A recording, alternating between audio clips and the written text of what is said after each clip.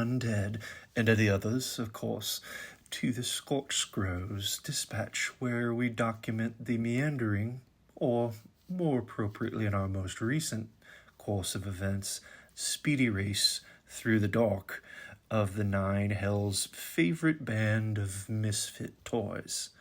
I am Micah Silvertongue and look forward to having a very special guest join us shortly.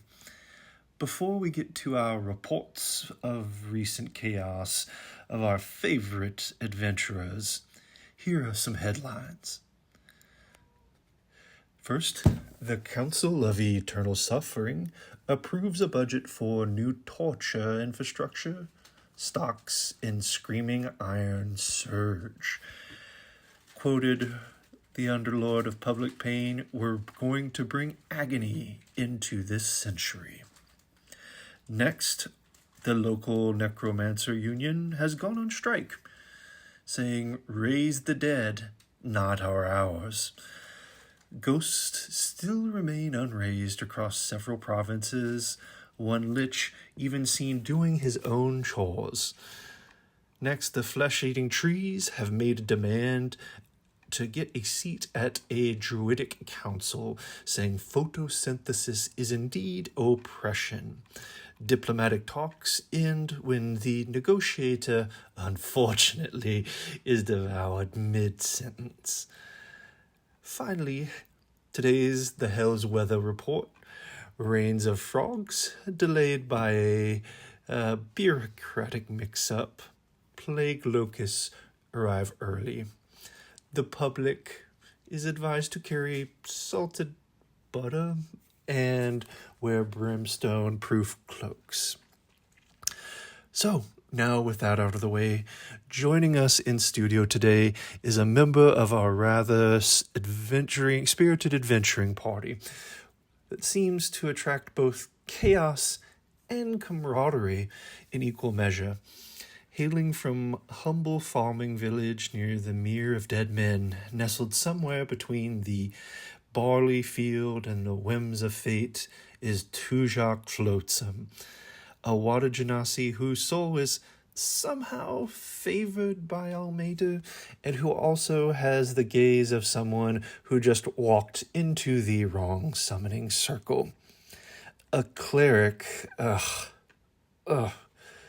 clerics, excuse me, by trade, a cleric by trade, TJ, as the party members often call him, because apparently Tujak is too much to say, often seems unsure why he holds the torch or which direction the dungeon was supposed to go, carries on with his ongoing optimistic confusion with his companions. Tujak, welcome to our podcast. No, where am I? Are you one of them red genasi? Did I die? Oh no. I went to the bad place here. Mom always said that if I kept with a little rice after that harvest for myself, I would go here. I just thought it was no, Tujak. This is just a dream. Just a dream. Not to worry. You will wake up and it will be like nothing happened. Here. Have a drink. It will make you feel all better and much more comfortable. I mean, I shouldn't take anything from the stranger. I don't even know you.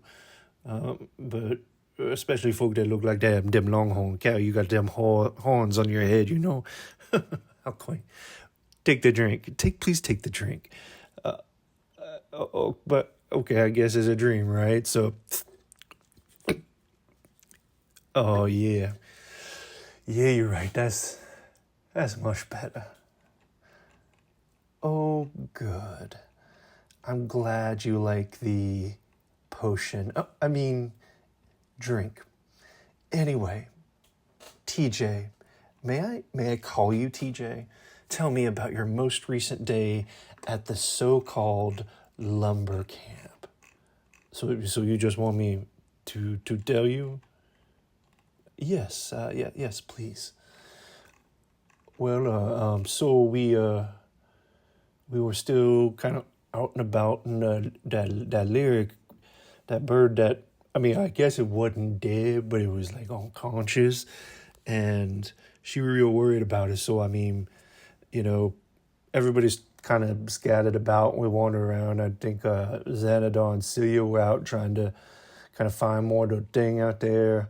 I went and tried to just kind of take a minute for myself because there was just a lot to take in. And, eventually we find that lyric finds some berries, and, she's still real worried about that little bird that done run into a wall in that cabin we saw. So, I kind of felt bad. So I, thought real hard and kind of grabbed onto that amulet of mine. And, next thing you know, there's some flash of light. She kind of goes and glows like one of them little glow bugs. And next thing you know, that bird done pop up and flew off. Yes, bringing your God wonderful into this. Ugh. So, were you glad you healed the bird? I mean, it was just a bird, but I mean, it seemed important to the lyric, and I mean, might as well. And I think it ended up healing her up a little bit too. So I guess that worked out well. So I guess it was fine. And she seemed happy about it. So, quite. So, two of your companions seemed very motivated to find some more of those, what are they called? Ankegs? Did you search for more of them? Well, you know that Xanadar gone out and put one of those little things or made some kind of sound go dump, dump, dump. Like that, there's a old story, real long story called Dune. Bring out them worms, So he end up going and dump, dump, dump, dump, dump, dump. And, it never really came up. So, I mean, I guess they are all gone. And they, Xanadar and Celia seemed real kind of sad because, they wanted to make sure the camp was safe, even though I'm pretty sure we killed all of them. We ended up kind of frying most of them out there when Celia set that trap and, all that. So we got all of them, but you never know. A pity. Nothing else came out. What a chance to see those majestic, horrible creatures again. So after a fruitless search, I know the party decided to rest, but that rest was short-lived. Tell me about what it was like to wake up with that recently felled twig blight next to you. Yeah, that was crazy. Yeah, like apparently there's all this fighting happening, and like people frying things, and apparently old Xanadar, he ate some kind of pepper and caught one of them on fire. I don't know. I like them that spicy food, but I ain't ever breathed out fire. But I guess that's some of his kind of thing he does. I don't even know how he does it, honestly, but he does it. But yeah, so apparently there are all these little twig blights and things out, and next thing you know, I hear old Lyric yell, and I kind of wake up, and there's this thing.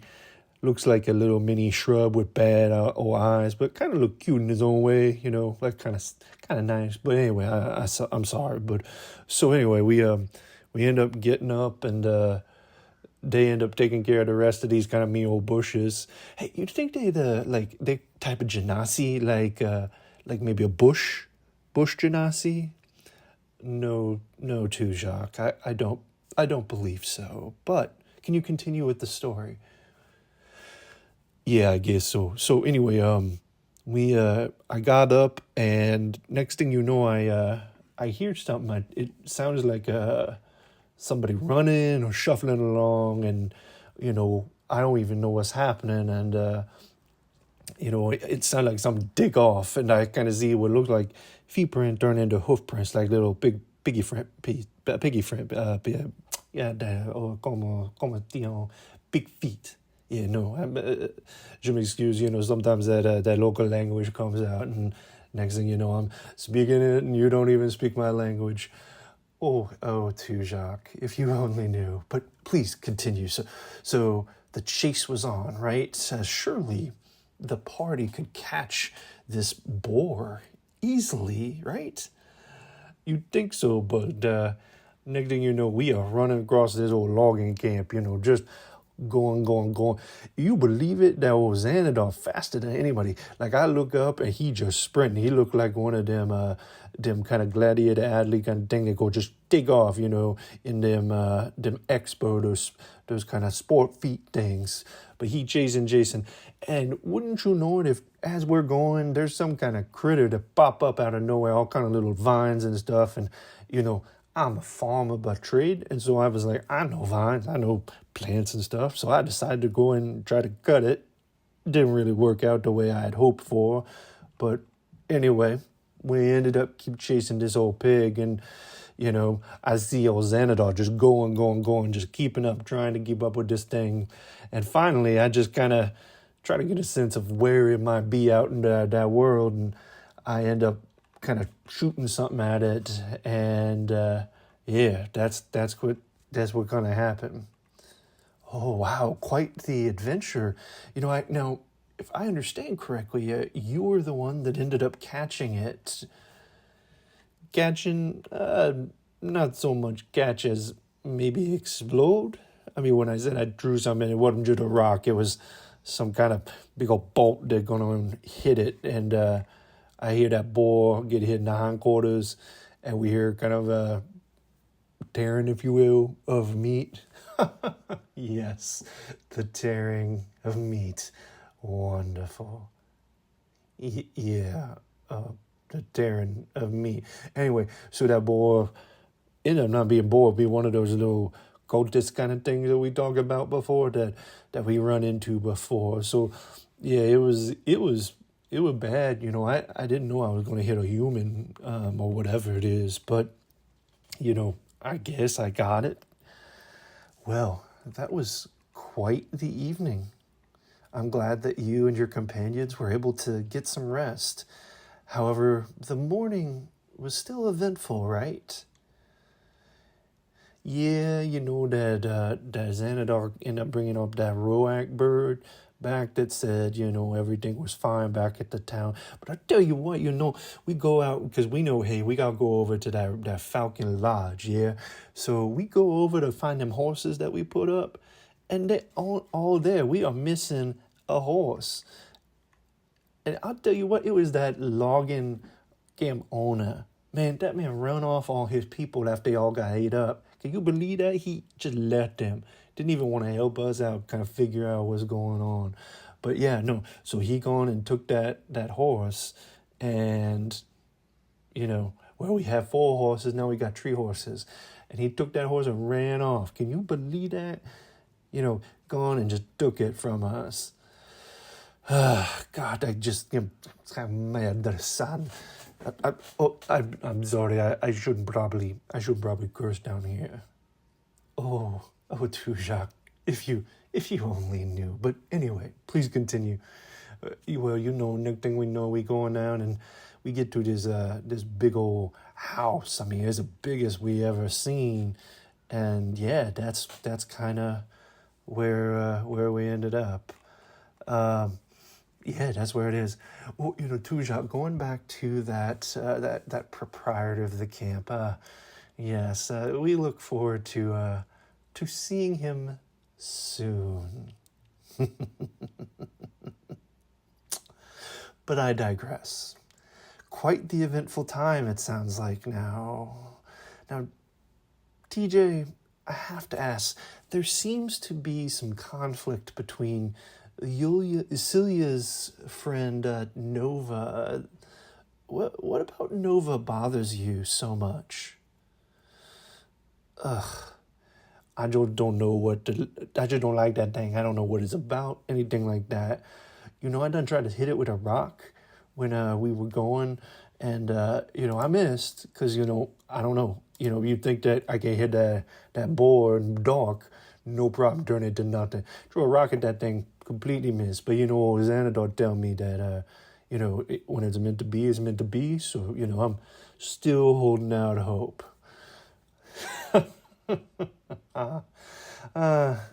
Hope. How quaint. I mean, how wonderful. I do hope you're able to bean that bird brain soon, my friend. Well, Tujok, thank you for joining me on Scorch Scrow's Dispatch. We eagerly look forward to your ongoing adventures, trials, and tribulation. Yeah, sure. So can I wake up now? Yes, of course. Sweet dreams.